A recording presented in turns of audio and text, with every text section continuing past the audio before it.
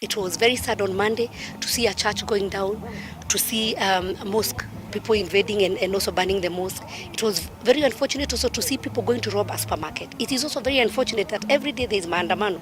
We are seeing people closing businesses. We saw people going to a supermarket and stealing. We also saw people going to the former president farm and just going cutting trees and stealing. I would say it will start with one person, it will go to the next one, and I will say we are not headed in the right direction. What I will say as members of parliament, we have a responsibility. Even if we take that sufuria and go to the street, that sufuria doesn't go back home with unga. The solution lies within parliament. The solution lies with us. I am in the Committee of Agriculture. We are seeing how we can be able to get rice coming in and the maize coming in, how we can be able to get the fertilizers getting to the ground. That is a push we should be pushing the ministers. And look at the budget.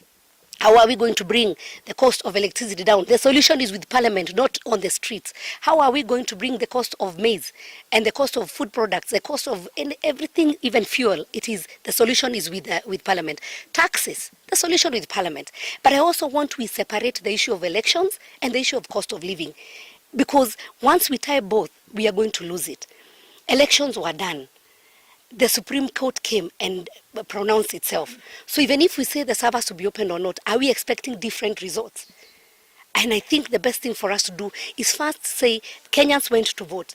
How then do we assist these Kenyans to improve their lives? There are people who have not managed to take their children to school. Today we gave some checks here for students so that they can be able to continue their education. Are we having a motion in parliament to make education purely free? Because education is expensive in Kenya. Those are solutions that we must look and go to the ground and help our people. And the solutions are within us. We have done our BPS. We're going to do our budget. By June, we'll have a new budget. So I also want to plead with the ones who won.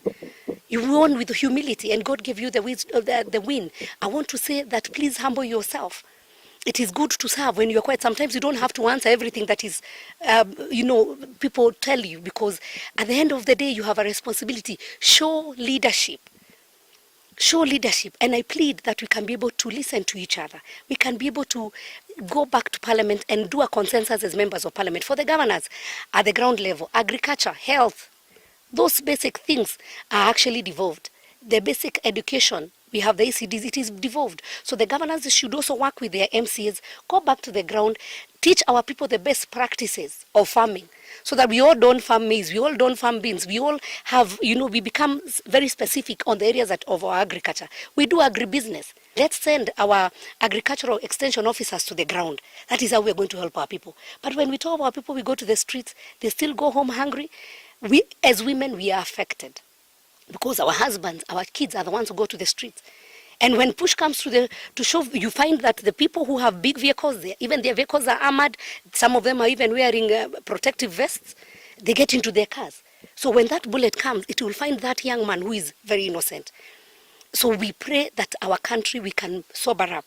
And I pray that we can be able to talk to each other. We can be able to just have soberness so that we can have this nation going to the right direction.